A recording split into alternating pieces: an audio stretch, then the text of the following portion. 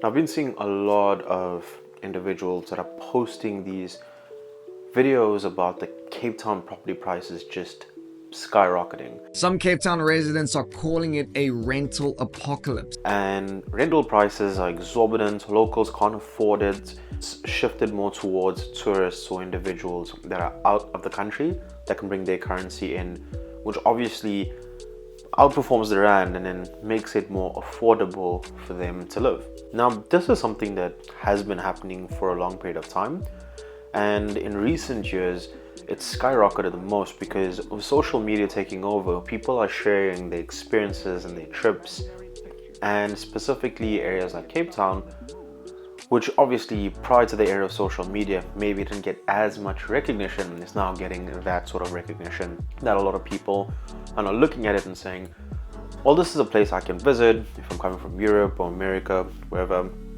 I can visit it, it's affordable, and it's a beautiful destination. But it's important to note that when it comes to the actual rental itself and property prices, there's a few things that people have to kind of understand that are done within the parameters of the landlord and then also done within the parameters of estate agents. So this is basically an idea into the average individual, maybe like yourself, or working individual or business individual that is trying to rent in Cape Town, even possibly buy, and needing to know if the rent is really fair or is the agent being fair and ethical with me. One thing we need to know is that in South Africa, you don't have to use an estate agent to rent out your property. Even to sell your property, you could do privately. And while that is being done, and that may be said, the thing is, when there's legalities and things that come into play, that's where you're gonna obviously have to go the route or understand those legal routes that you would take to obviously evict your tenants, send them letters of demand, and go through that process when you have a bad tenant. Upside is when you use an estate agency, one that's been in existence for a long period of time, they understand these processes and they have attorneys on file that would be able to handle these issues efficiently and effectively. Now, the thing is, what we are seeing is a shift.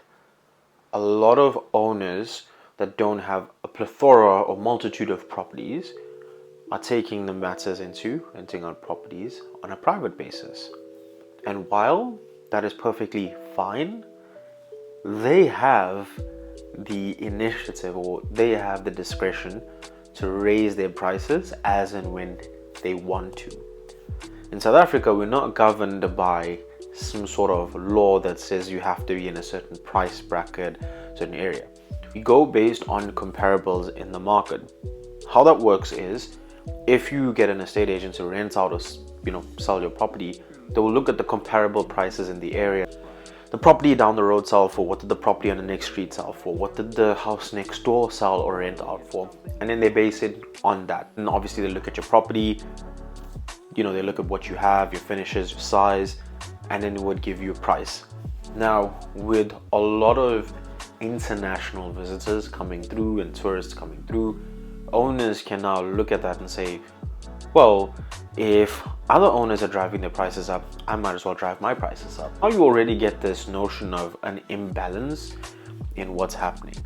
Meaning, if you're in an area like Cape Town City Centre and you're going to be renting out property, you're going to command a higher price because it's closer to everything, right? An estate agent would have done the exact same thing.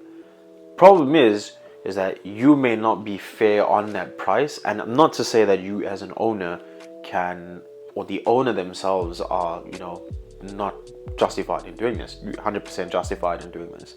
But you as an owner might inflate or raise it a little bit more than the market prices.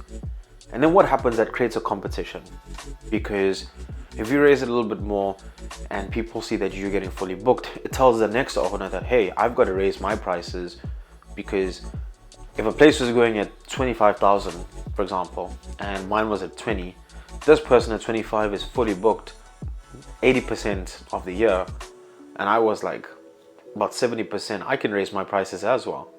So you're going to have like a bidding war that's going to happen amongst owners. It happens. I've seen it not just in the Cape Town space, but I have seen it in Durban and Johannesburg, specifically in the wealthier areas where there's a lot of influx of international individuals. Then what happens is a lot of people of color are being discriminated as well. When you use an estate agency, a lot of the times estate agencies have to be fair and equitable in their practice, in their code of conduct. So discrimination is something that cannot happen. And it does happen though sometimes that owners tell estate agents, I only want certain racial groups, certain individuals, it doesn't even have to be racial groups. It could be certain people from like, I prefer Europeans over Americans, or I prefer Americans over Europeans. So it doesn't always just have to be about the color. It could be about anything that's just discriminating against an individual or group of individuals.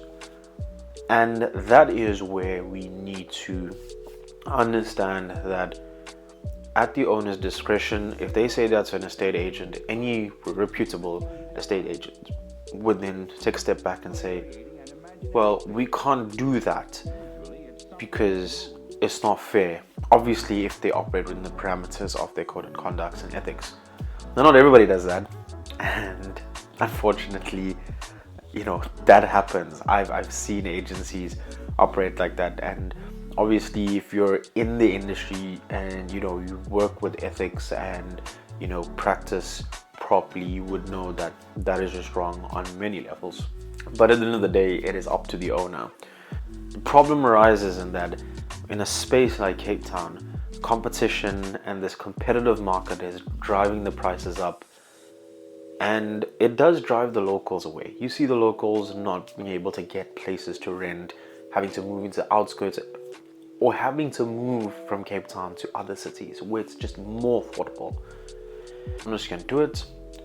Do you have a say in it? Unfortunately, it is their property, and sometimes some people just do it for the sake of business. Others may do it because they don't want locals. Others may do it because it's just how they want to operate their business and their rental business or sale, whatever it is. But what you can do is ensure that you as an individual, you understand that the moment you see that, it should be a major red flag for you. The moment you see anybody that looks at you and wants to rent your place, or doesn't want to rent your place because of the color of your skin, major red flag, because down the road, you're always going to get these issues and problems coming about. I would say look at areas that's probably in the outlining areas or the outskirts where rent could be affordable, and unfortunately making these commutes, we're going down that route. So is there really kind of like some sort of solution for this at this point? Not really. I feel like if the Estate Agency Affairs Board at some point, or the Department of Housing, if there was some sort of way to regulate prices, that would solve the problems. But right now, without a lack of regulation on the prices and the way things are, it causes a lot of issues in our economy, especially within the Cape Town rental space. So yeah, my name is Jesh. If you want to see more videos based on property, tech, and business, check out my other videos. Peace.